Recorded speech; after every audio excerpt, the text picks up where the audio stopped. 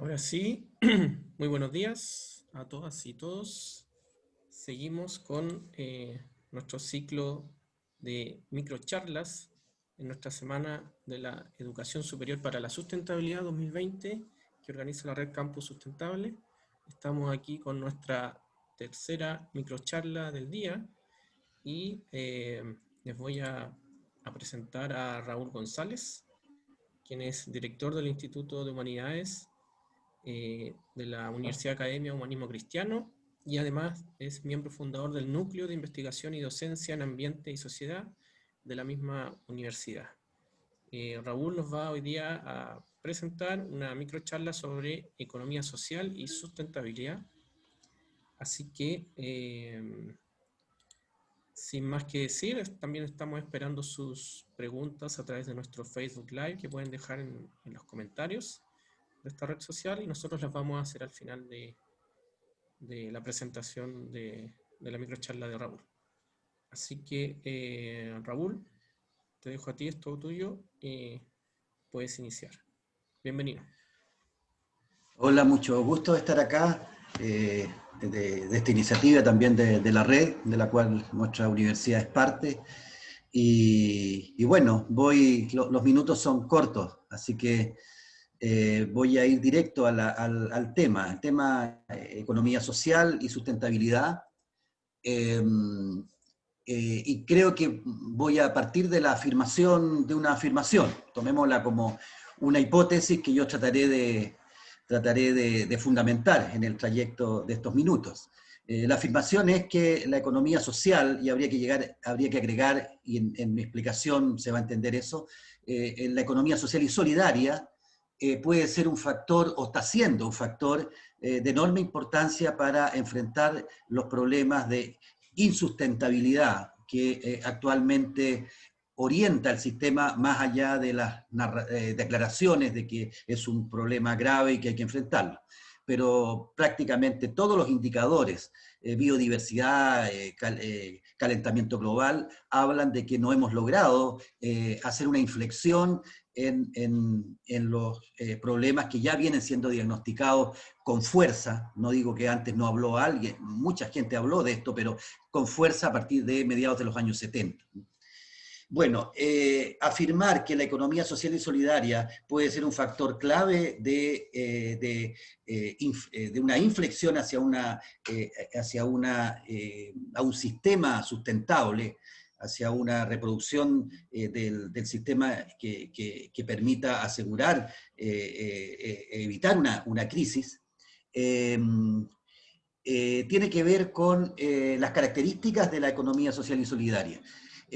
Habría que hacer un minuto de reflexión histórica. La economía social, que así se llamó en sus orígenes, responde a una serie de experiencias que surgen al calor del desarrollo industrial en los países centrales y donde se produce una fuerte pauperización, una fuerte miserabilidad de un proletariado naciente, de lo cual surgen como primeras reacciones la formación de socorros mutuos, de mutualidades, de cooperativas, que buscan desde este mundo popular enfrentar asociativamente problemas que tenían que ver con miseria material, pero también con una destrucción de los vínculos humanos que causaba este avance industrial, que por supuesto tenía otros beneficios, pero que en términos humanos de gran parte de la sociedad y básicamente la sociedad popular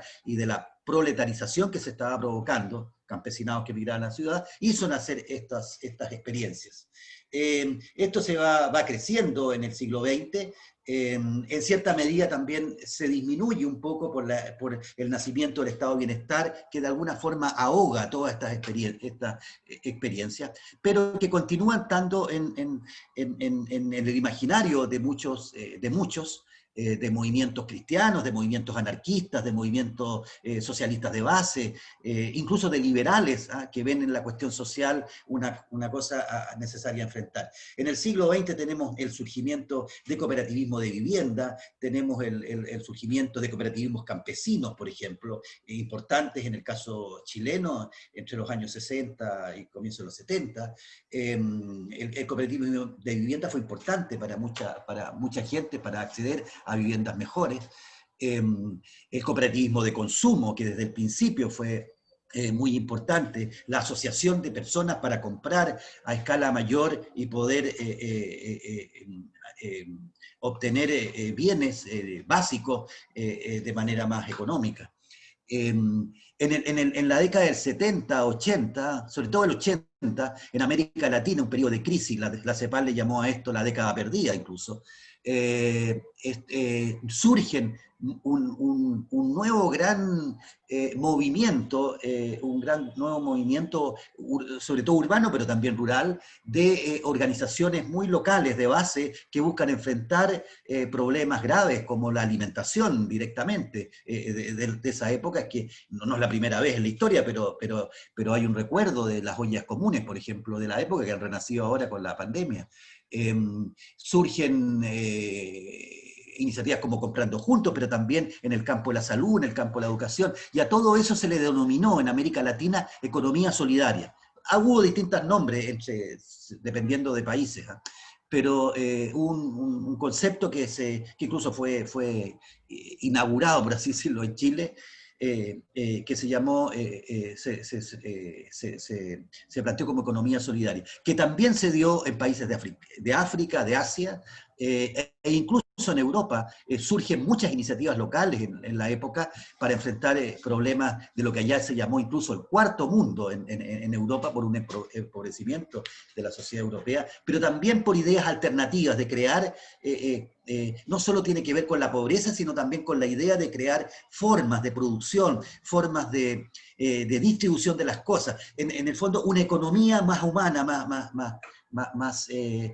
más cercana a la gente y reactiva a procesos muy macroestructurales de grandes agentes globales que finalmente hacen de los territorios más bien un uso y no la creación de dinámicas más humanas. Por eso, por ejemplo, en América Latina cobra una cierta importancia en la noción de desarrollo a escala humana, que trata de recoger eso. En Europa y también más general, surge un concepto, lo pequeño es hermoso, por ejemplo, que busca rescatar, visibilizar este conjunto de experiencias.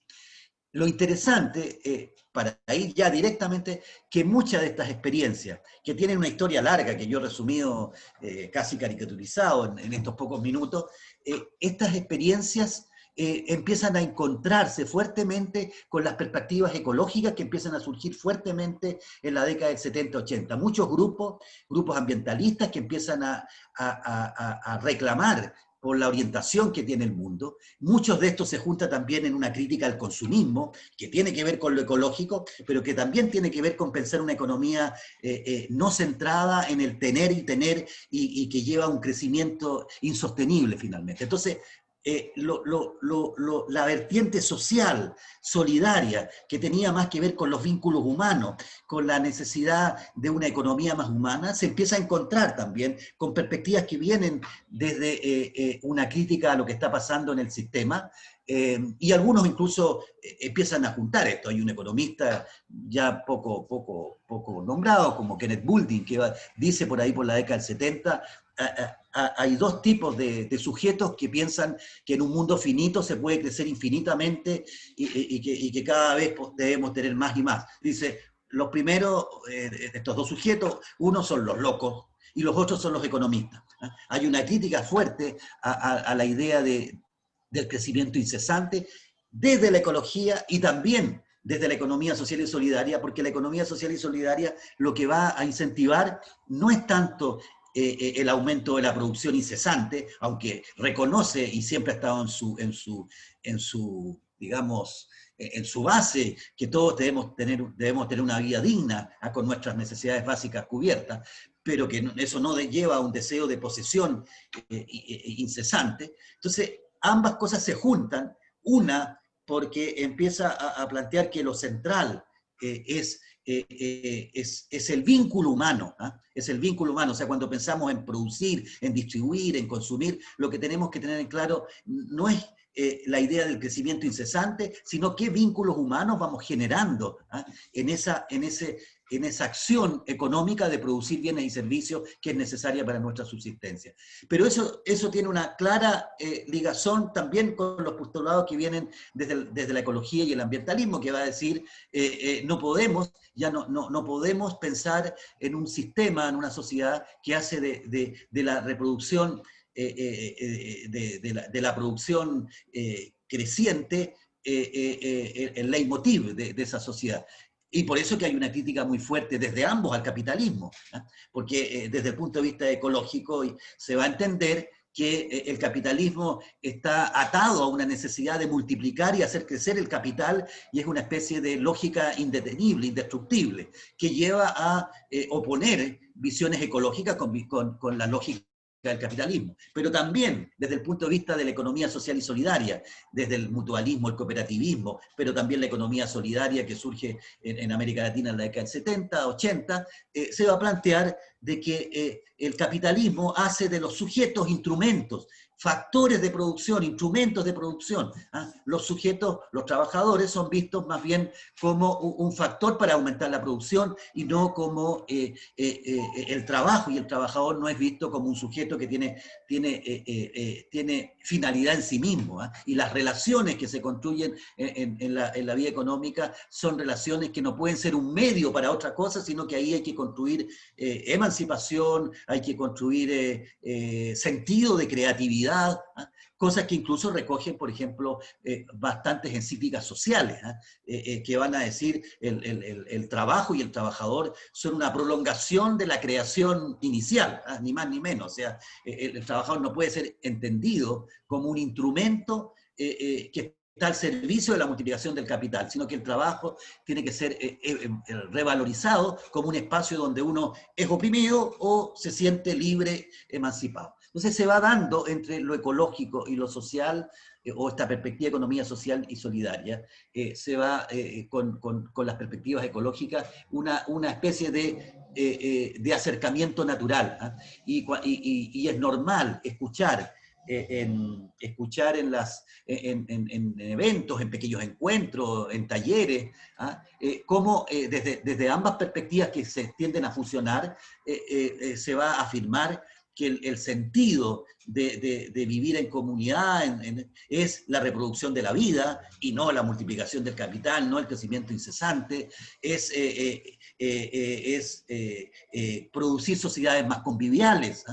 Más cercanas, donde las relaciones sociales son relaciones de amabilidad, de cooperación, de cooperativismo, de solidaridad. Por supuesto que esto no es cosa de decirlo, se trata también de pensar cómo creamos instituciones, cómo el rol del Estado, por ejemplo, puede ser un rol que ayude a esto, donde haya políticas que incentiven este sector de la economía social y solidaria. Y aquí con esto termino. A lo que se apunta en este tiempo histórico, desde la perspectiva de la economía social y solidaria, es tratar de formar economías plurales, es decir, economías donde se puede aceptar que hay un sector capitalista, que tiene que estar regulado, que no agrega al medio ambiente, que no explote a los trabajadores, un sector de economía pública. El Estado tiene que tener un peso mayor que en el que ha sido dejado por el dominio de la visión neoliberal de los últimos 30, 40 años. Ese Estado tiene que ser más fuerte, tiene que responder mejor a las necesidades sociales amplias. Pero hay un tercer sector de economía asociativa, solidaria, colaborativa, cooperativa, que puede ser entendido como un sector también en pleno sentido, y que debe haber políticas de apoyo, ¿eh? Un sector que no tiene el móvil esencial del lucro por el lucro, lo que no quiere decir que muchas de sus empresas, como cooperativas de mucho tipo, tienen que asegurar cubrir los costos, por ejemplo, pero no está en su objetivo una ampliación permanente e incesante. Y por otro lado, hay miles de grupos que también pertenecientes a la economía social y solidaria, que son grupos comunitarios. Puede haber grupos de salud, por ejemplo, en una población creados por pobladores que presentan y que ayudan a resolver los problemas de salud. Hoy día tenemos múltiples experiencias, las experiencias de agroecología, por ejemplo, que son experiencias que tratan de producir con una agricultura o una producción campesina que no dañen y no fertilicen la tierra, que le permitan su recuperación. Tenemos grupos de consumo responsable que intentan, que por un lado asumen ellos en carne propia, pero también promueven la reflexión sobre el consumo, entendiendo que el consumo no es simplemente poseer, usar las cosas o digerirlas cuando son alimentos, sino que hay que pensar toda, como está de moda hoy día la palabra, la trazabilidad que tiene esto, o sea, cómo se está produciendo eso, qué efecto está teniendo. Y en ese sentido, las perspectivas ambientalistas han introducido en la economía social y solidaria un elemento muy importante, que es un enfoque más ecológico, que no teníamos antes, es decir, un enfoque ecológico que comprenda que cuando hacemos algo, estamos produciendo miles de impactos porque no existimos, sino que interexistimos con otros. Eso es muy importante en la economía social y solidaria, la idea del vínculo, que cuando hacemos algo estamos actuando con otros. Pero lo que introduce la perspectiva ecológica es que eso no es solo una vinculación entre los humanos, sino una vinculación con todo lo vivo e incluso en perspectivas más amplias o radicales, si ustedes quieren, es todo, ni siquiera esto se agota en lo vivo, o si quieren plantearlo de otra manera, todo tiene en cierto sentido, en cierto grado, algo de vivo, de animado, y no de inanimado o muerto.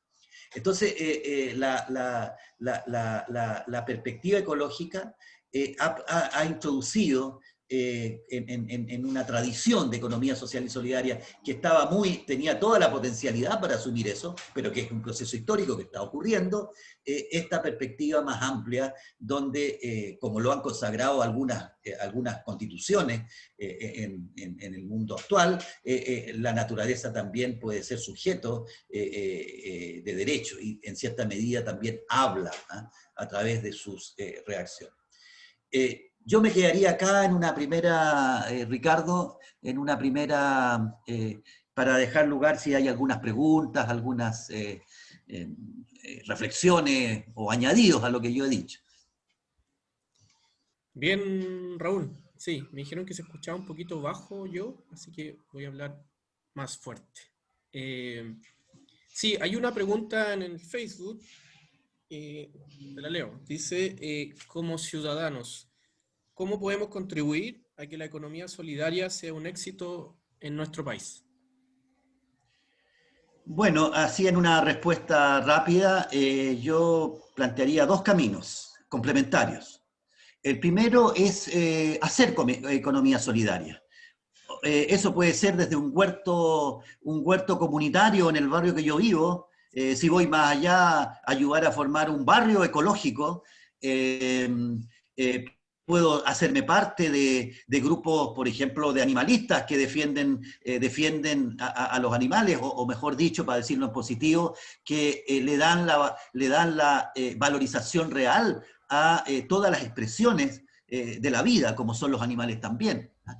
O sea, hay múltiples experiencias locales, pero que a veces aumentan porque se forman redes. Una cosa interesante que yo podría agregar a lo que dije, que un gran aporte a las envergaduras de una perspectiva de economía solidaria viene del rescate del mundo indígena, por ejemplo. Las formas de producción, las formas de vida, mejor dicho, las formas más comunitarias, donde la economía es parte de una comunidad, la economía no es algo que es imperialista y que organiza toda esa comunidad, sino que la comunidad tiene otros fines, también es algo, y ahí hay otro elemento, cómo yo ayudo a valorizar, o sea, como ciudadano valorizo esas experiencias, las visibilizo. Y quizás un tercer elemento, o sea, participación directa. participar de la lectura de las narrativas de la sociedad, donde una serie de cosas que fueron miradas como atraso, hoy día hay que valorizarlas en la construcción del futuro. Y una tercera cosa me parece luchar también porque en el mundo político, en las institucionalidades políticas, esto sea recogido. Por ejemplo, tenemos ejemplos. En Ecuador hay una ley de economía, ahí le llaman de economía popular y solidaria, una ley nacional, que es cierto, uno puede decir, pero eso no ha funcionado tan bien. Bueno, pero el hecho que esté ahí en la Constitución permite que muchos luchen en nombre de eso. O la economía en la Constitución boliviana reconoce 4 sectores de la economía: la capitalista, la privada, la pública, la cooperativa y la comunitaria. Separan ellos entre comunitarios más ligados a las prácticas indígenas. Eso le da peso también, ¿eh? Y podría nombrar muchas políticas en América Latina, y Chile está atrasado en eso, ¿eh? Donde también es una tercera perspectiva: participar, promover actividades de economía social y solidaria. Segundo, participar del debate, y del discurso y de nuevas narrativas que valorizan estas prácticas. Y tercero, lograr que las institucionalidades políticas recojan esto y hayan leyes de fomento, políticas de fomento, como hubo, por ejemplo, en un momento en el caso brasileño importante. Perfecto, sí. Bueno, en ese sentido, el actual proceso constituyente se abre como una oportunidad para las economías solidarias, ¿no? Exactamente, en el Instituto de Humanidades estamos trabajando dos cosas, dos materiales de discusión, que los vamos a dar también a Campus Sustentable para los que tengan. Uno es cómo asumir en una dimensión constitucional el tema de la naturaleza. Y en segundo lugar, cómo recoger también un tema fundamental que atañe a la economía social y solidaria, que son los temas de propiedad. Y discutir que la única forma de propiedad pues es la privada, que la constitución que tenemos del 80 prácticamente asocia propiedad con propiedad privada. También está la propiedad pública y está la propiedad común, que es muy afín con la economía social y solidaria. O sea, hay muchas cosas que pueden ser comunes, ¿eh? Y como dice Elinor Ostrom, una sueca, la historia quizás no podría haber llegado hasta este punto si no hubiese habido muchos bienes comunes en esta historia, y que todavía los hay, solo que a veces permanecen invisibilizados. Bueno, muchas gracias, Raúl, por tu presentación. Muy interesante y clarificador en muchos sentidos. Así que te damos las gracias desde la Red Campus Sustentable, las gracias al Instituto y a la Academia Humanismo Cristiano eh, por, por haber cedido este espacio y participar de nuestra Semana de la Sustentabilidad. Muchas gracias a ustedes por la invitación, y cualquiera de los que haya escuchado, que quiera profundizar cosas, nos ubica en el Instituto de Humanidades, en la Universidad Academia de Humanismo Cristiano, y por supuesto vamos a estar muy felices de establecer contactos y relaciones con quienes quieran profundizar estos temas y estas acciones, que no es solo una reflexión, sino también involucra acciones. Chao, Ricardo, y mucho gusto haber estado. Genial, Raúl. Muchas gracias. Chao, Un abrazo. chao, chao. Volvemos enseguida, amigos, con otro microtaller en unos minutos más.